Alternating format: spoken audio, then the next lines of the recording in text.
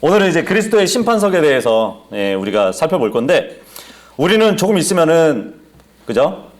이리 올라오라 하는 하늘에서 음성을 듣고 우리는 바로 하늘로 올라가게 될 것입니다. 데살로니가전서 4장 17절에 보시면은 우리가 함께 구름들 속으로 채 올라가, 그죠? 공중에서 주를 만나게 되리라 말씀을 하시는데, 주님과 만났을 때는 먼저 심판석 앞에서 주님을 맞이하게 되는 것이에요. 근데 그 심판석이 바로 그리스도의 심판석, 예수 그리스도가 직접 앉아 계신 그 심판석 앞에 우리가 다 서게 될 것입니다. 우리뿐만 아니라 우리보다 먼저 죽고 하늘나라에서 지금 안식을 취하고 있는 믿음의 선배들도 우리와 함께 몸을 입고 같이 그리스도의 심판석 앞에 서게 될 것입니다. 그 프린터물 보면 이 그리스도의 심판석이 언제 때에 받는 거냐 나와 있죠.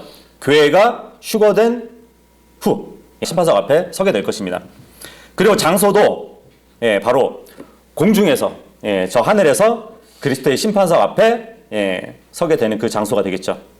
그렇다면은 이 그리스도의 심판석의 근거는 뭘까요? 우리가 어떤 근거에서 심판을 받을까요?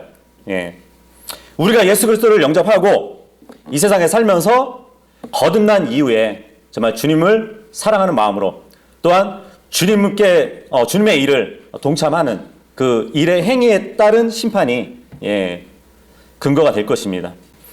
이 그리스도의 심판석에서 결과가 뭐냐면, 이 땅에서 거듭난 후 주님을 위해서 일한 그 행위에 대해서 따른 상을 받을 것입니다. 그 상을 받는 시상식이라고 보시면 돼요. 글씨가 보이는지 모르겠지만 예수 그리스도가 앉아 계신 보좌가 가로치고 베마라고 써 있죠. 베마. 높은 자리라는 뜻을 갖고 있는 그리스도예요. 예수님이 높은 자리에 앉아 계셔가지고 성도들을 심판하실 겁니다. 그리고 나서 이제 심판이 다 거친 다음에 어린 양의 혼인식이 있을 것이고, 나중에 이제 주님과 함께 신혼여행으로서 이 땅으로 내려오는 게 하나님의 마스터 플랜이라 보시면 됩니다. 어쨌든 그리스도인은 이 세상에서 잘 먹고 잘 사는 데 있지 않아요. 그죠? 예수 그리스도를 위해 사는 데 있습니다. 어떤 일시적인 행복을 위해서 우리가 이 땅에서 사는 것이 아니라 영혼을 바라보면서 그 소망 가운데 사는 사람들인 것이에요. 그죠? 뭐 이 지상에서 우리가 성과를 이루는 것들이 있을 것이에요. 뭐 재물들도 많이 쌓을 수도 있고요. 유명해질 수도 있고, 그리고 건강해서 장수도 누릴 수 있을 겁니다. 하지만 이러한 모든 내 개인의 영광들은 나중에 저 하늘에서 받아서 누릴 영광보다는 굉장히 작은 것이에요. 저 하늘로 받은 후에 누릴 영광에 비하면 아무것도 아니라는 것입니다. 그죠? 그래서 우리가 이 땅에서 행한 모든 일들, 그런 것 중에 그리스도를 위해서, 주님을 위해서 행한 그 일들이 바로 그리스도의 심판석에서 심판을 받게 된다는 것입니다. 우리가 행한 그 일들에 대한 적절한 보상이 나중에 주어진다는 것이에요. 심판하면은 좀 무섭잖아요. 그죠? 용어가. 심판. 그러면은, 그죠? 하지만 이 심판은 형벌이나 어떤 멸망을 위해서 하는 심판이 아니에요. 단지 이 땅에서 우리가 주님을 위해서 행한 모든 일들에 대한 회개 보고입니다. 회개 보고. 계산을 한다는 거예요. 계산을. 그래서 그리스도의 심판석을 굉장히 단순하게 생각한다면, 우리가 슈퍼에 물건 사러 가잖아요. 그죠? 그 카운터에 앉아 있는 주인이 예수 그리스도라 보면 우리가 돈을 내잖아요. 그죠? 나에게 1,000원이 있어요. 그러면은 그 1,000원어치의 물건을 가져올 수 있는 거예요. 그죠? 예수님은 자신의 피값으로 우리를 사셨잖아요. 그죠? 우리는 예수 그리스도의 소유가 되었고 그분의 종이 되었습니다. 그래서 우리는 주인을 위해서 우리의 여생을 사는 사람들이에요. 그래서 자신이 일생 동안 남긴 그 행적들이 어떻게 심판받는지 그것을 우리가 성경으로 지금 찾아보려고 하는 것입니다. 그리스도의 심판석에 대해서 나온 구절이 우리가 한번 찾아볼게요. 고린도전서 3장 11절부터 15절까지 말씀인데, 10절부터 한번 읽어볼게요. 10절. 내게 주어진 하나님의 은혜에 따라 내가 지혜로운 주 건축자로서 기초를 놓았고 다른 사람이 그 위에 세우되 저마다 어떻게 그 위에 세울지 주의할지니라. 아무도 이미 놓인 기초 외에 다른 기초를 놓을 수 없나니 이 기초는 예수 그리스도시니라. 그런데 어떤 사람이 이 기초 위에 금이나 은이나 보석이나 나무나 건초나 집을 세우면 각 사람의 일이 드러나리라. 그날이 그것을 밝히 드러내리니 이는 그것이 불에 의해 드러나며 그 불이 각 사람의 일이 어떤 종류인지 그것을 시험할 것이기 때문이라.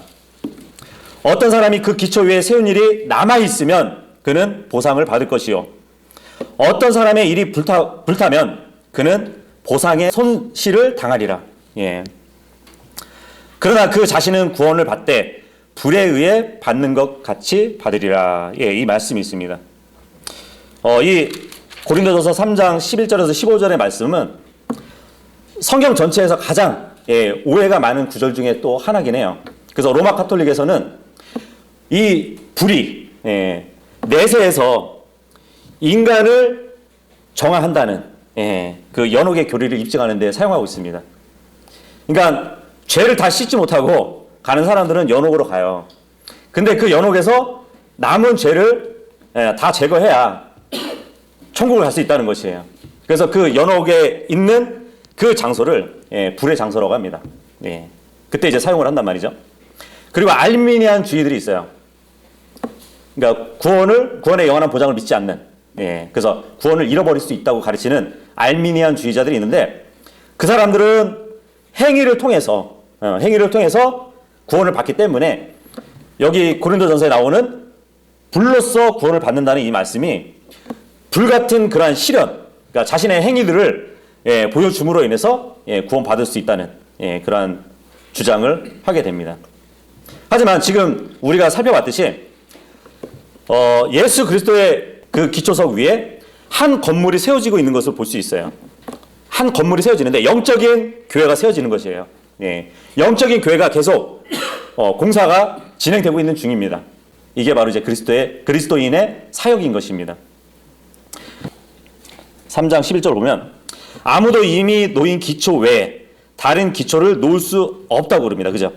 근데 이 기초가 뭐냐면 예수 그리스도래요. 무슨 말이냐면 어떤 건물을 짓게 되면 그죠? 기초가 튼튼해야 되거든요.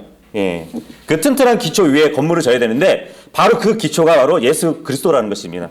그래서 기초 위에 집을 지을 자들에게 말씀하시는 것이에요.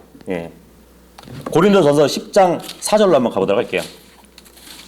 이제 그 출애굽 때 광야에 있었던 그 일을 이렇게 이야기하면서 이런 말씀을 하고 있습니다. 3절부터 보시면 모두가 같은 영적 음식을 먹었으며 모두가 같은 영적 음료를 마셨느니라. 그들이 자기들을 따라가는 영적 반석으로부터 마셨는데 그 반석은 그리스도이셨느니라.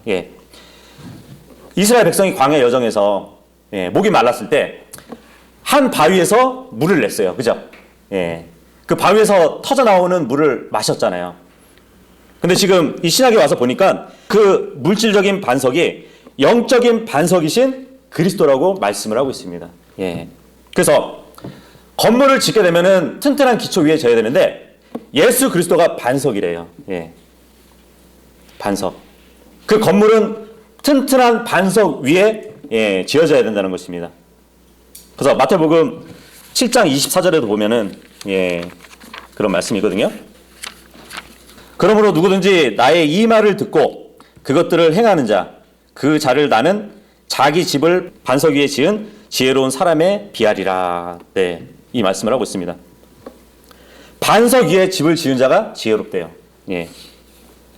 비가 내리고 홍수가 나고 바람이 불어 그 집에 부딪혀도 그것이 무너지지 아니하였나니 이는 그것이 반석 위에 세워졌기 때문이라.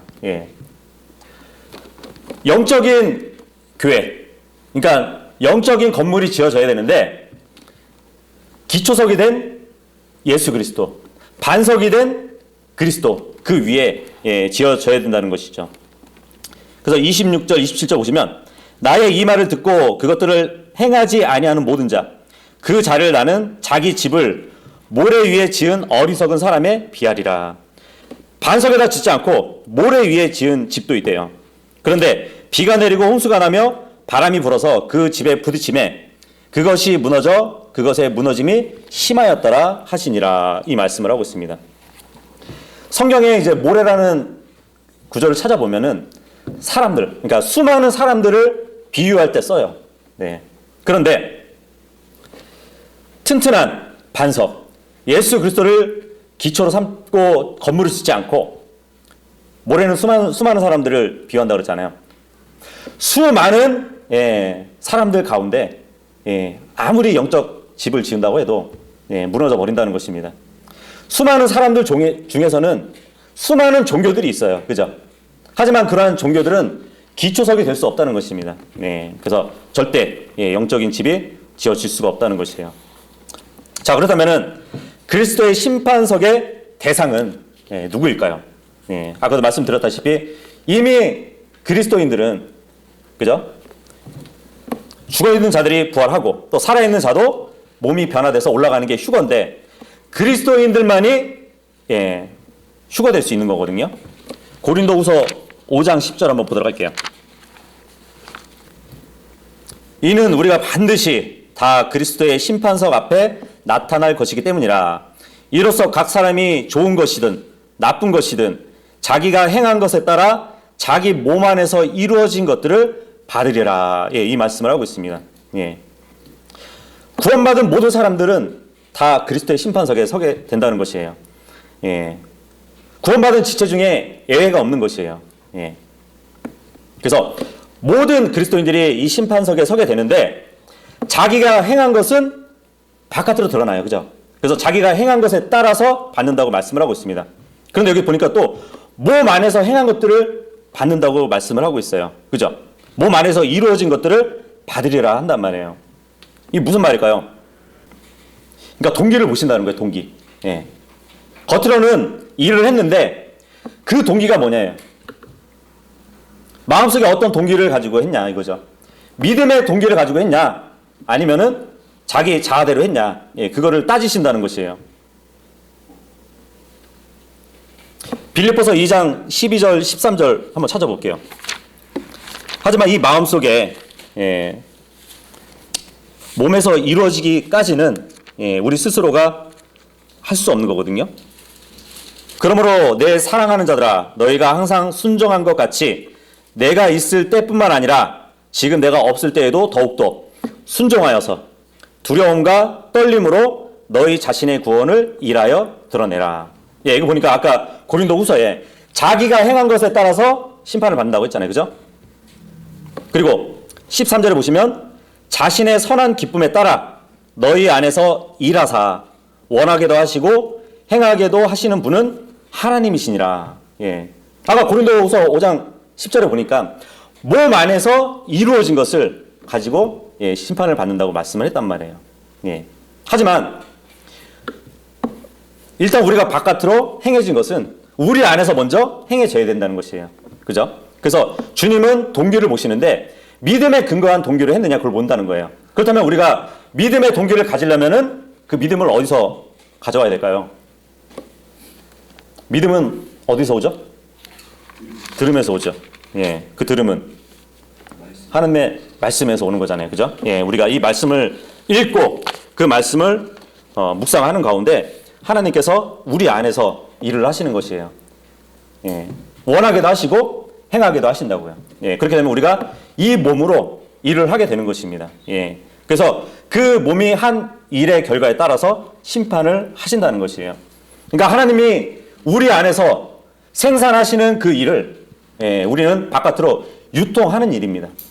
그래서 정말 유통기간이 넘지 않도록 또 재고가 남아있지 않도록 우리는 부지런히 일을 해야 되는 것이에요. 그래야 저 하늘에서 그만큼 보상을 받을 수 있는 것입니다. 하나님의 말씀을 들으면 그 믿음이 우리한테 오고 그 믿음에 따라서 성령의 열매를 맺는 그 일을 하기 위해서는 내 몸을 또 드려야 돼요. 그러니까 주님이 내 안에서 일해 주시기만 하고 나는 드려지지 않으면 아무것도 할 수 없어요. 헌신이 필요한 겁니다. 내 의지를 주님께 드리는 것이 중요합니다. 예, 그래야 온전한 일을 할 수 있는 것이에요. 마치 사람들은 차가 지나가면은 차가 달려간다 그렇게 얘기할 수는 있어요. 그죠? 예, 하지만 그 안에서는 운전하는 사람이 있는 것이에요. 주님과 우리의 관계도 그런 것입니다. 어쨌든 이 그리스도의 심판석, 이 심판석에서는 주님을 위해서 일한 그 행위들을 심판받는 곳이라고 말씀드렸습니다. 그런데 결과가 이제 나타나요. 저 하늘에 가면 고린도전서 3장 12절. 그런데 어떤 사람이 이 기초 위에 그리스도 그 기초 위에 금이나 은이나 보석이나 나무나 건초나 집을 세우면 그렇게 나오죠. 우리가 이렇게 집을 짓게 되면은 우리가 일한 것을 토대로 해서 심판받는다는 것이에요. 건축자들은 그 건축 설계도에 맞춰서 그 건물에 적합한 그죠? 건축 자재로 건물을 짓게 됩니다. 근데 여기 보니까 금이나 은이나 보석들이 나온대요. 이거는 주님을 위해 온전한 일의 결과입니다. 그래서 이런 행위들은 상을 받게 돼요. 이런 것들은 불에 집어넣어도 타지 않아요. 그죠? 금과 은과 보석은. 그죠? 그래서 금과 은과 보석, 이것을 우리가 남겨야 되는 것이거든요. 그렇다면 어떻게 해야 금을 남길 수 있고, 또 은을 남길 수 있고, 보석을 남길 수 있을까? 우리가 이제 그거를 한번 성경을 통해서 한번 유추해서 살펴보도록 하겠습니다. 우리는 첫 번째로 이제 금을 남겨야 돼요. 금을. 잠언서 17장 3절로 한번 가보도록 하겠습니다. 도가니는 은을 그리고 용광로는 금을 재련하나 주께서는 마음을 단련하시느니라. 여기 보니까 금이라는 게 순수한 금이 나오려면 어디에서 재련을 해야 된다고요? 용광로에서. 용광로에서 순수한 금을 재련해야 돼요. 다른 말로 단련을 해야 된단 말이에요. 그죠? 예레미야서 11장 4절로 한번 가보도록 할게요. 이 언약은 내가 너희 조상들을 이집트 땅 곧 새 용광로에서 데리고 나온 날에 그들에게 명령한 것이니라. 곧 내가 이르기를 내 목소리에 순종하고 내가 너희에게 명령하는 모든 것에 따라 그것들을 행하라. 그러면 너희는 내 백성이 되고 나는 너희 하나님이 될 것이요. 여기 보니까 이 용광로가 곧 뭐라고요? 이집트 땅이에요. 이집트 땅. 이집트 땅을 용광로로 지금 표현하고 있어요. 이집트는 무슨 모형이죠? 세상의 모형이잖아요. 이 세상의 모형이 이집트란 말이에요. 그런데 금이 용광로에서 재련되어져야 돼요. 그런 것처럼 이 세상에서 우리는 신앙이 단련되어져야 된다는 것이에요. 그렇게 우리가 적용해 볼 수 있습니다. 그래서 하나님은 이 세상에서 우리를 단련하셔요. 심판석이 앞으로 우리가 올라갈 심판석이 시상대라면 이 세상은 경기장이에요. 이사야서 48장도 한번 보도록 할게요.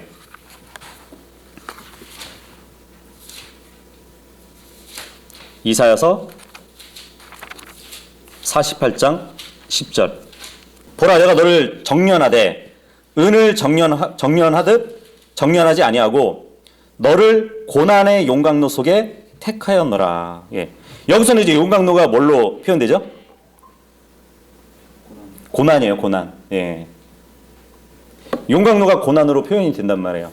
그렇다면은 아까 이집트, 세상의 모형인 이집트가 용광로였고 지금 보니까 고난이 또 용광로잖아요. 우리가 이 땅에서 신앙생활을 하게 되면 고난 가운데서 단련을 받는다는 것입니다. 그렇게 되면 우리가 무엇을 남길 수 있다고요? 하늘에 올라가면? 금을 남길 수 있는 것이에요. 고난 가운데서 단련받은 그 사람들이 남길 것이 바로 금이라는 것입니다. 그래서 디모데후서 1장 8절 보시면 너는 우리 주의 증거와 또 그분의 갇힌 자된 나를 부끄러워하지 말고 오직 하나님의 권능에 따라 복음의 고난에 참여하는 자가 되라. 이렇게 사도 바울이 얘기해요. 그러면 그 고난이 무슨 고난이냐? 복음의 고난이에요. 복음의 고난. 예. 우리는 세상 사람들과 어울려 살 수 있어요. 하지만 그들한테 복음을 전하면 우리는 고난을 당해요. 예.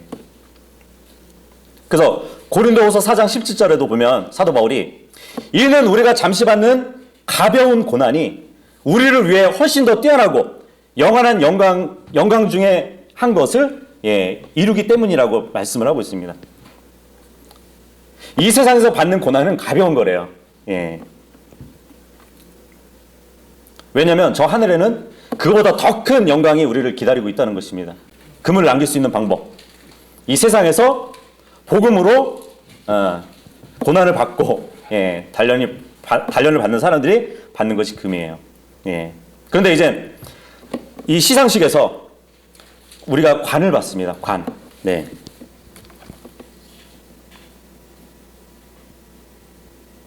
예, 그림에도 보면은 밑에 관이 쭉 그림이 있죠. 그죠? 네.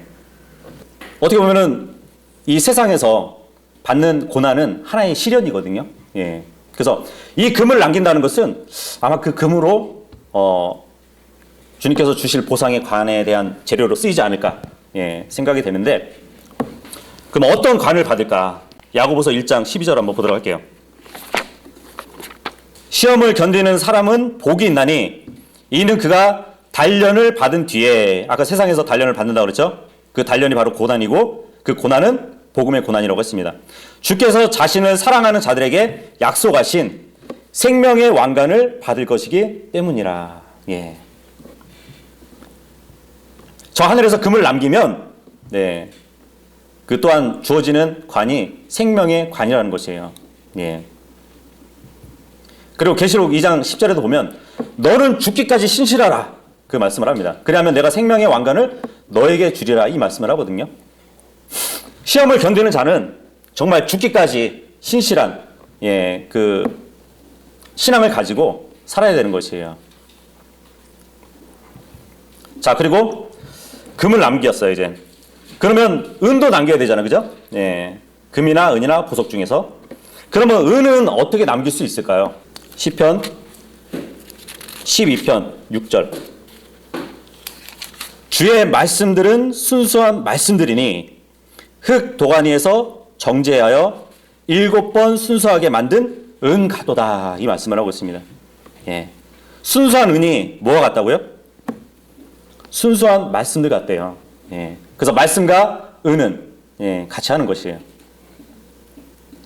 그 은이라는 것은 그 은을 캐내는 광맥이 있어요. 그죠?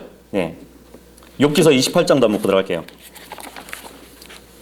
욥기 28장 1절. 참으로 은이 나는 광맥이 있고, 그죠? 금이 나는 곳이 있어 그들이 거기서 금을 정제하며. 여기서 보니까 은이 나는 광맥이 있대요. 하나님의 순수한 말씀이 은과 같다고 그랬잖아요. 그죠? 여러분들 많이 그 얘기하잖아요. 성경의 문맥. 예. 그죠? 예. 은이 나는 광맥이 있다면 하나님의 말씀은 문맥에서 취해지는 보화예요, 보화. 분명히 은은 광맥이 있다고 그랬습니다. 예. 하나님 말씀은 문맥에서 찾을 수 있어요. 예. 이사야서 28장 10절에 보면 이는 반드시 훈계 위에 훈계가 있어야 하고 훈계 위에 훈계가 있어야 하며 줄 위에 줄이 있어야 하고 줄 위에 줄이 있어야 하되 여기에도 조금 저기에도 조금 있어야 하기 때문이라. 주님의 말씀에 훈계가 있는데 한 곳에 다 몰려있지 않아요. 한 광맥에서 은을 찾는 것처럼 주님의 말씀의 문맥에서 훈계를 찾는 것이에요. 여기서 조금 저기서 조금 줄 위에 있고 또 줄 위에 있고 이런 식으로 그렇게 보화를 캐내는 것이거든요. 그러니까 은은 하나님의 말씀과 관련이 있다는 것입니다. 잠언서 10장 20절로 한번 가보도록 할게요. 의인의 혀는 최상의 은 같고 사악한 자들의 마음은 가치가 적으니라. 의인의 혀는 최상의 은 같대요. 그 입술에서 뭐가 나오죠? 말이 나오잖아요. 그죠? 요한복음 17장 25절에 예수님이 아버지한테 뭐라고 하시는지 아세요? 오, 의로우신 아버지여 그런단 말이에요. 의로우신 분 입술에는 예, 뭐가 나와요? 최상의 은 같은 말씀이 나와요. 그 요한복음 17장 10절을 보면은 의로우신 아버지라고 예수님이 말씀하시고 아버지의 말씀은 진리니이다 이 말씀을 한단 말이에요. 예. 근데 그 진리의 말씀이 또 예수 그리스도의 이름이래요. 계시록 19장 13절에 보면은. 예. 그래서 결국 요한일서 2장 1절에 가면 의로우신 분 바로 예수 그리스도시니라 이렇게 예, 말씀이 기록되어 있습니다. 그렇다면은 잠언의 이 말씀에 적용하면 의로우신 예수 그리스도 입에는 최상의 은 같은 말씀이 예, 나오는 것이에요. 예. 자 그러면은 은이 하나님의 말씀하고 이렇게 적용이 된다면 우리가 어떻게 남겨야 되냐고요?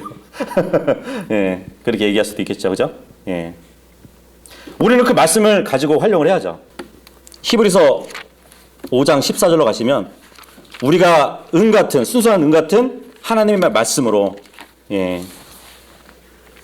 할 일이 있어요. 그러나 단단한 음식은 장성한 자들에게 속하나니 그들은 자기 감각들을 사용하여 단련받게 함으로써 선악을 분별하는 자들이니라. 예. 하나님의 말씀은 우유 같은 말씀도 있고 사과 같은 말씀도 있고 빵 같은 말씀이 있어요. 그 중에도 단단한 음식 같은 하나님의 말씀이 있습니다. 예. 우리는 단단한 하나님의 말씀을 먹을 수 있을 정도로 우리는 성장해야 돼요. 예. 그래서 그 말씀을 단련해가지고 그 말씀으로 단련받아가지고 선악을 분별하는 자들이 되려고 합니다. 예. 이것이 바로 우리가 이 땅에서 예, 주님을 위해서 할 일이에요. 만약에 독이 들어와요. 예, 독이 들어오면은 그 독을 감지할 수 있는 광물이 예, 은이잖아요. 그죠? 거짓 교리가 들어오면 그 거짓 교리를 판별할 수 있는 것. 예, 그게 바로 순수한 하나님의 말씀이라는 것입니다. 예, 그 말씀을 가지고 우리가 활용을 하면 예, 나중에 저 하늘에서 뭘 남긴다고요? 은을 남길 수 있는 것이에요. 은을. 예. 그렇다면 은을 남길 수 있는 우리가 받을 수 있는 관이 뭘까요? 예, 의의 관이에요. 의의 관. 우리는 하나님의 말씀을 가지고 선한 싸움을 싸우는 사람들이에요. 예. 영적 전쟁을 하는 사람들이란 말이에요. 예. 그래서 우리가 말씀으로 승리를 거두는 그런 삶을 예, 살아야 됩니다. 디모데후서 4장 7절 8절 한번 보도록 할게요. 내가 선한 싸움을 싸우고 나의 달려갈 길을 마치고 믿음을 지켰으므로 이후로는 나를 위해 의의 왕관이 예비되어 있나니 주 곧 의로우신 심판자께서 그날에 그것을 내게 주실 것이요 내게만 아니라 그분의 나타나심을 사랑하는 모든 자들에게도 주시리라. 이렇게 모르겠어요. 이 은이 의의 왕관을 예, 만드는 하나의 재료로 예, 쓰일지 모르겠습니다. 어쨌든 선한 싸움을 마쳤다고 그러잖아요. 선한 싸움을 싸우려면은 주님의 말씀으로 싸워야 되거든요. 은 같은 순수한 은 같은 순수한 말씀으로 싸워야 된다는 것이에요. 그래서 우리가 받는 상은 의의 관이라는 것입니다. 이렇게 이제 금과 은을 남겼어요. 또 이제 뭘 남겨야 되나요? 보석을 남겨야죠. 보석, 그죠? 보통 보석 하면은 가치가 높은 어떤 희귀한 강물을 예, 얘기하잖아요, 그죠? 예. 그러면 이 보석은 성경에서 어떠한 예, 뜻으로 쓰이냐면 말라기서 3장 17절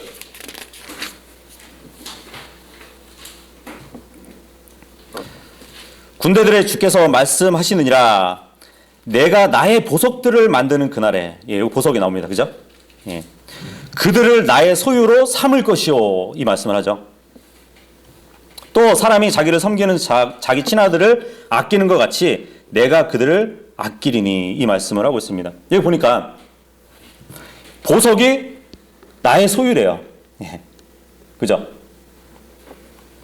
보석을 만드는 그날에 그들이 나의 소유로 삼는다고 말씀을 하잖아요. 예. 보석이 바로 하나님의 소유를 예, 말씀을 하고 있습니다. 스가랴서 9장 16절도 한번 보도록 할게요. 그날에 주 그들의 하나님께서 그들을 자신의 백성의 양떼같이 구원하시리니 그들이 왕관의 보석들같이 되어 이것도 보석 나오죠? 예, 보석들같이 되어 그분의 땅에서 기처럼 들리리라. 예. 주님이 양떼같이 구원하신 그 자들이 왕관의 보석들 같대요. 예. 아까 말라기에서도 봤듯이 하나님의 소유가 보석들인데 여기 보니까 자기 백성, 양떼 같은 자기 백성이 왕관의 보석들 같다고 합니다. 예. 그렇다면은 보석이라는 것은 하나님의 소유를 의미하고 하나님의 백성을 말하는 것이에요.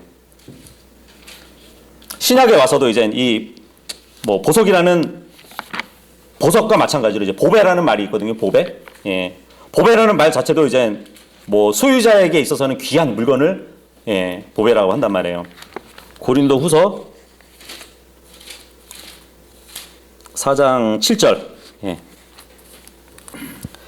그러나 우리가 이 보배를 질그릇 안에 가지고 있나니 이것은 뛰어난 권능이 하나님에게서 나고 우리에게서 나지 않게 하려 함이니라. 예. 이 말씀은 여기 보니까 질그릇이 나오죠. 그죠? 질그릇. 예. 질그릇은 우리의 몸을 얘기해요. 예.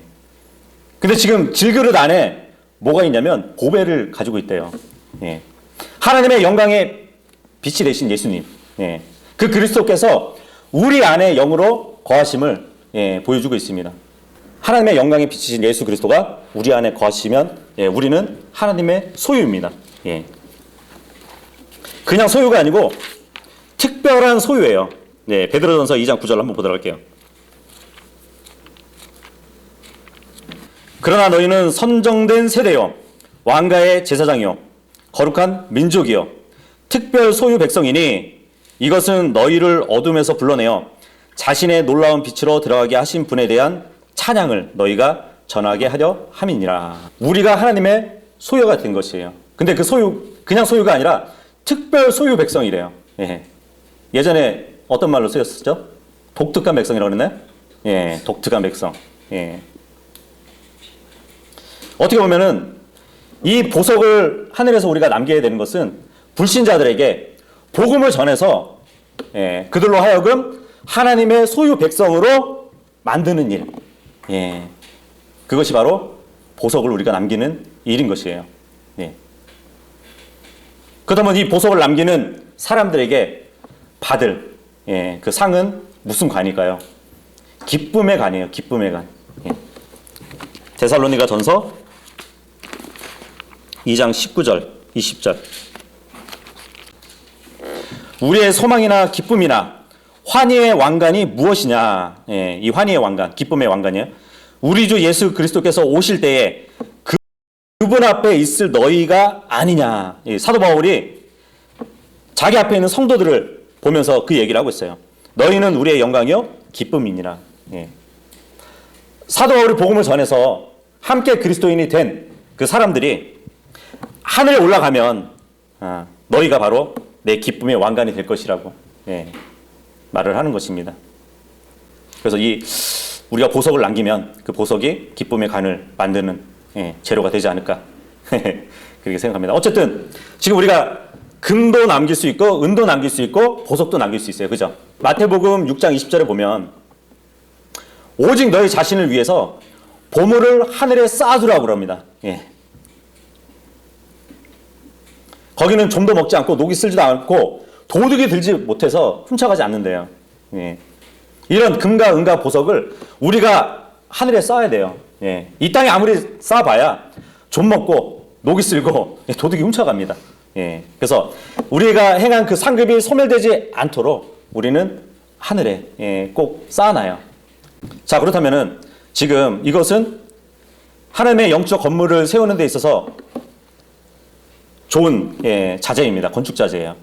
그런데 나무하고 건초하고 집을 남길 수도 있어요. 네. 이것은 불에 굉장히 잘 타는 건축 자재예요. 그죠? 나무로 만든 집. 아무리 뭐 풀로 엮어가지고 만들었다 하더라도, 그리고 집을 얹어가지고 집을 만들었다 하더라도 불이 한번 싹 지나가면은 타버릴 건물들입니다. 그래서 불에 잘 타는 건축 자재예요. 아무 쓸모가 없는 자재예요. 근데 이것을 우리가 남길 수도 있는 것이에요. 그렇다면은 어떻게 하면 이런 것들이 남겨질까? 그것을 한번 우리가 또 보도록 하겠습니다. 첫 번째로 나무를 남길 수 있어요. 나무. 그 전에 한번 그림 하나 볼까요?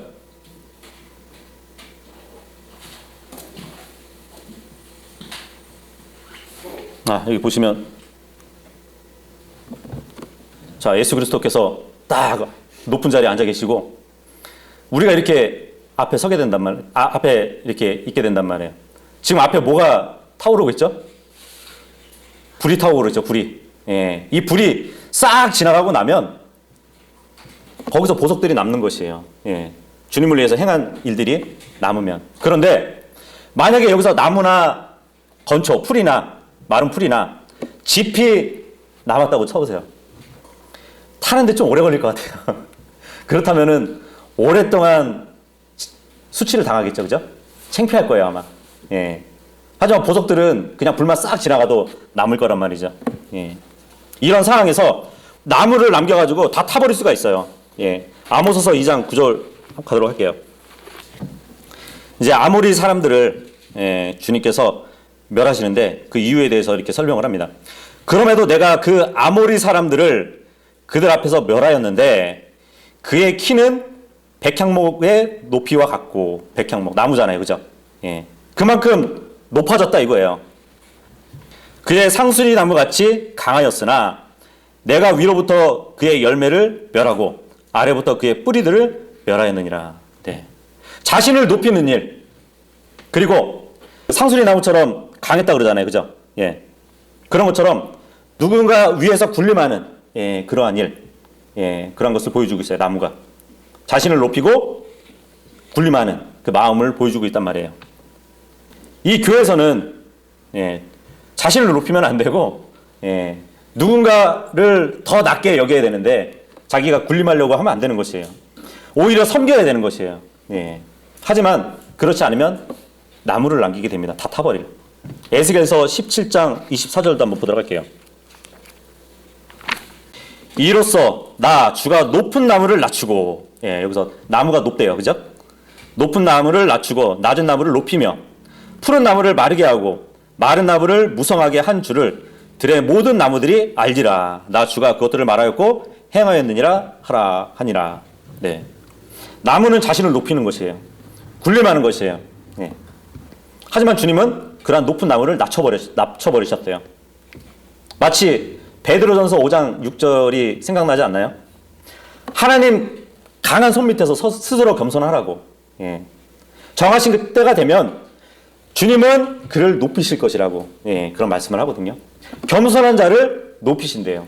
그렇다면 반대로 겸손하지 않고 교만하고 거만한 사람을 하나님이 어떻게 하실까요? 낮추실 것이에요. 어쨌든 나무는 자신을 높이고 군림하는 그러한 일에 대한 행위에 대한 결과를 보여주고 있습니다. 남기는 것이.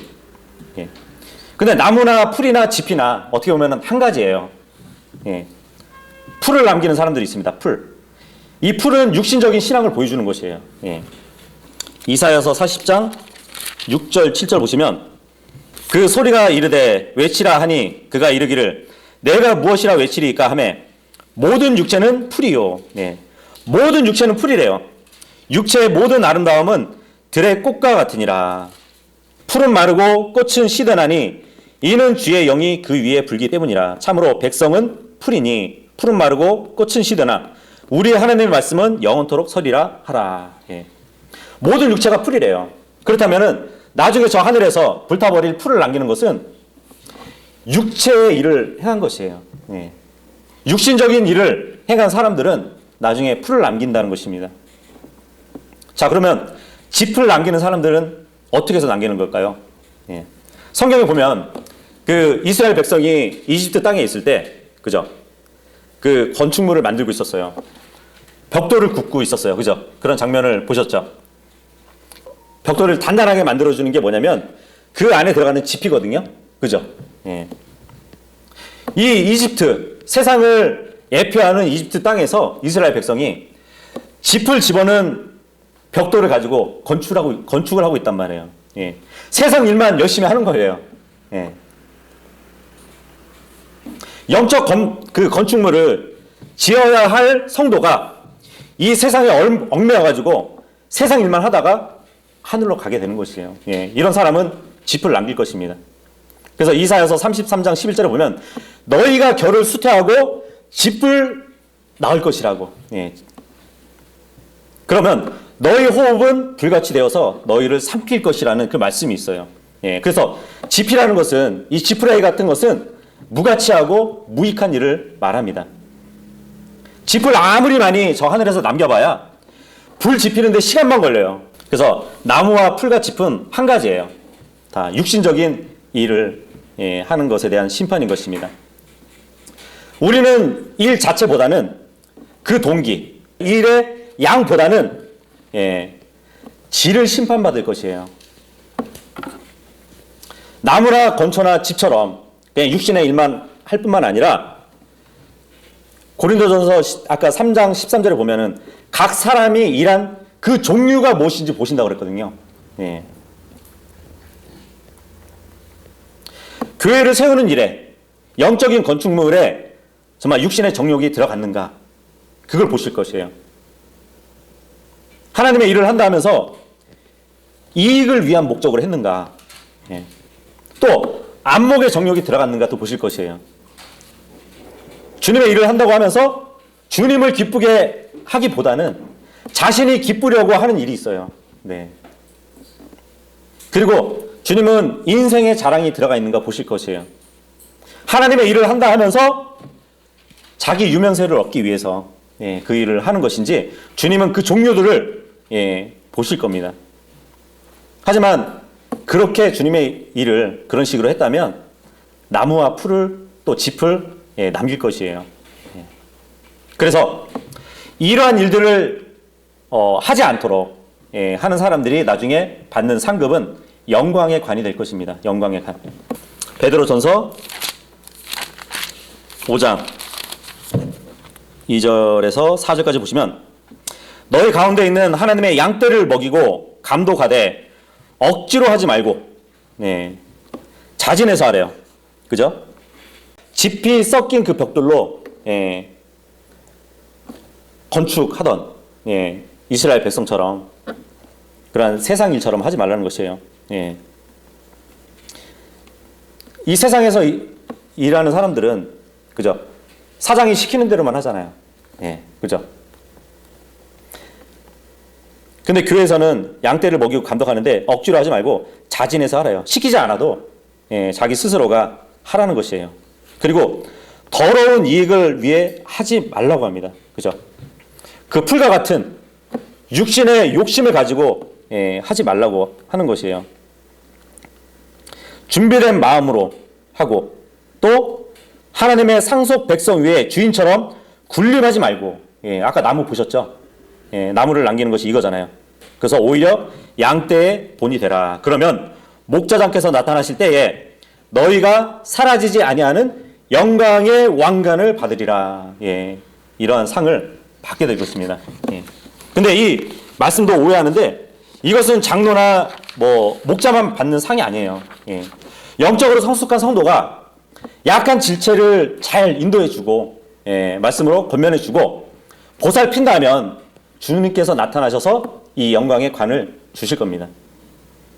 하지만 더러운 이익을 위해서나 그리고 하나님의 맡겨주신 그 약한 지체들을 지배하려고 하고 또 군림하려고 한다면 그러한 영광의 관은 받을 수 없을 겁니다. 그래서 나무나 건초나 짚은 주님께서 받기에 합당하지 않는 것들이에요. 이런 것은 불에 집어넣어버리면 다 타버리기 때문이에요. 그래서 이런 일들을 행한 사람들은 자신의 공로가 불타버리는 것을 이렇게 볼 때 굉장히 수치를 느낄 것이에요. 조금이라도 보석이 남아야 되는데 다 타버리고 남는 게 없다고 생각해 보세요. 고린도 전서 3장 15절 보시면 어떤 사람의 일이 불타면 그는 보상의 손실을 당하리라 이 말씀을 하고 있습니다. 부끄러운 구원을 받을 것이라는 얘기하고 있는 것이에요. 롯이 소돔 땅에 살았을 때 롯은 열심히 일해가지고 자기 재산을 소돔 땅에 갖고 있었을 것입니다. 하지만 하나님께서 하늘에서 불로 내리셔가지고 그 소돔 땅을 소멸시키셨을 때 그 롯은 자기 재산을 가지고 나왔나요? 가지고 못 나왔어요. 불로 막 심판받을 때 자기 몸만 건졌어요. 소돔 땅에서. 이 사람 표정 보니까 불에 다 타버리니까 표정이 그렇게 기뻐 보이지 않습니다. 어떤 분들은 그런 말을 하죠. 아니, 제가 알기로는 그리스도의 심판석에서는 5가지의 관을 받는다고 알고 있는데, 지금 생명의 관, 의의 관, 기쁨의 관, 영광의 관, 4가지 말씀하셨는데, 썩지 않을 관도 있다고 알고 있는데요.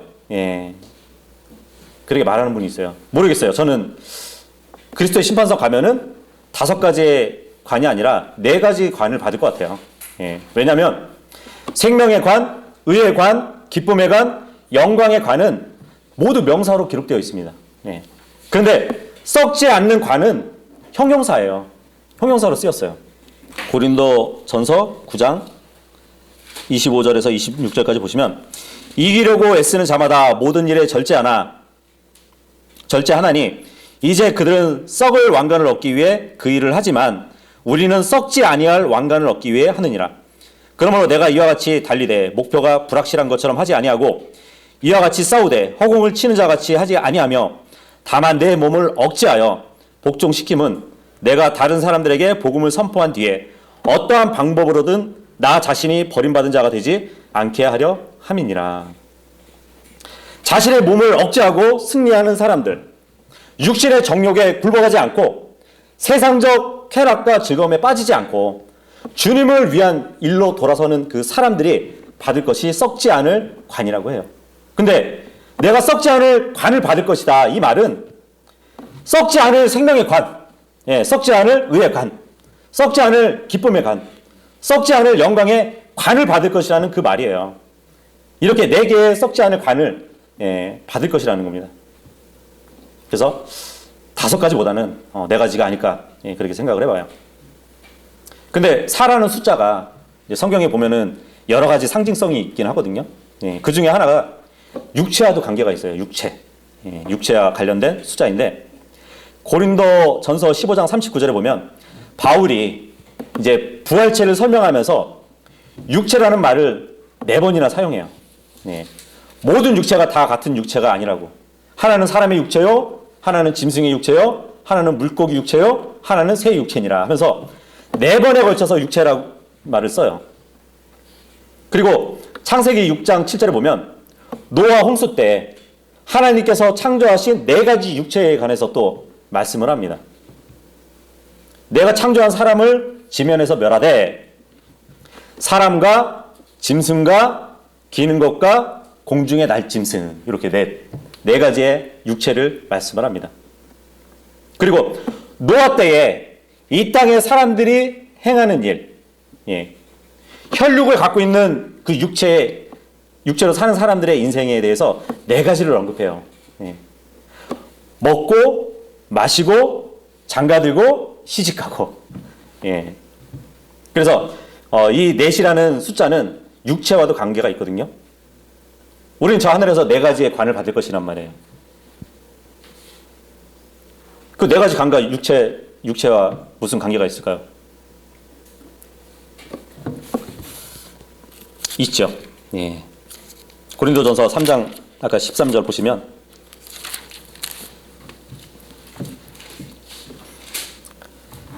그리스도의 심판석에서 각 사람의 일이 드러나리라, 이 말씀을 하면서 그날이 그것을 밝히 드러내리니 이는 그것이 불에 의해 드러나며 그 불이 각 사람의 일이, 자꾸 사람이 나오죠.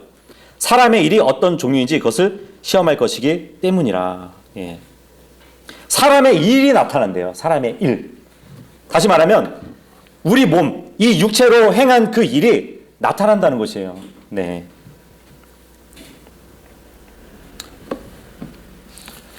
이제 몇 구절 안 남았습니다. 로마서 6장 13절 한번 보도록 할게요. 이 하나님의 일은 우리의 육체로 들여서 하는 일입니다.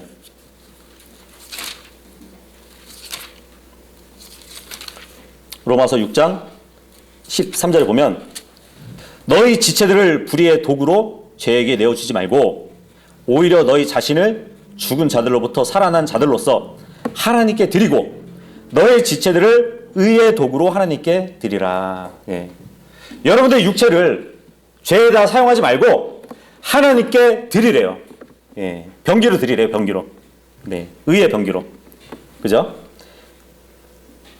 그래서 네 가지 중에 하나의 관을 받으려면 육체를 하나님의 도구로 드려야 된다는 것이에요. 예. 12장 1절도 보시면, 그러므로 형제들아 내가 하나님의 긍휼함에 힘입어 너에게 간청하노니 너희는 너의 몸을, 너희의 육신의 몸 거룩하고 하나님께서 받으실 만한 살아있는 희생물로 드리라. 그것이 너희의 합당한 섬김이니라. 예. 그죠? 우리의 육체를 하나님께 드려야 하나님의 일을 하고 금과 은과 보석을 남길 수 있는 것이에요. 예. 우리는 그리스도의 심판석에서 관을 받을 것입니다. 그런데 비록 우리가 일한 결과이지만 그 일을 원하게도 하시고 또 행하게도 하시는 분이 주님이신 줄 우리는 알아요. 그죠? 예. 그래서 나중에 계시록 4장 10절에 보면 24 장로가 나오거든요. 이 24 장로가 바로 우리 교회를 말하는데, 예수님이 앉아 계신 그 왕자 앞에서 어떤 일을 하는지 아세요? 그분 앞에 경배 드리면서 자기들의 쓰고 있는 그 관을 주님께 던져요, 다. 예. 그러면서 주는 영광과 존귀와 권능을 받기에 합당하십니다 하고 노래를 부릅니다. 찬양을 합니다. 예.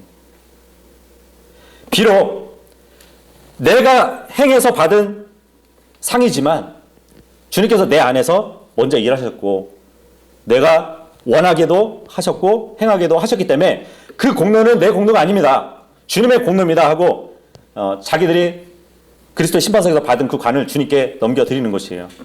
예.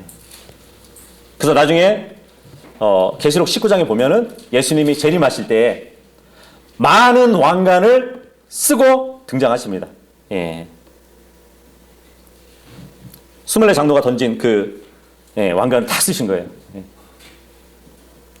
뭐 말 타실 텐데 이렇게 중심 잡으시려고 그러진 않으실 겁니다. 아무래도 뭐 지금 같은 이런 완전 물질적인 것이 아니라 영적이면서 물질적인 관일 것이에요. 막 겹쳐지고 해서 하나로 보일 수 있는. 예. 그래서 우리가 오늘 그리스도의 심판석에서 우리가 금과 은과 보석을 남겨야 되는데 어떻게 하면 남길 수 있는 것이고 또 나무와 건초와 집을 남길 수 있는데 어떻게 하면은 그러한 것들이 남는지 우리가 살펴봤습니다. 에베소서 6장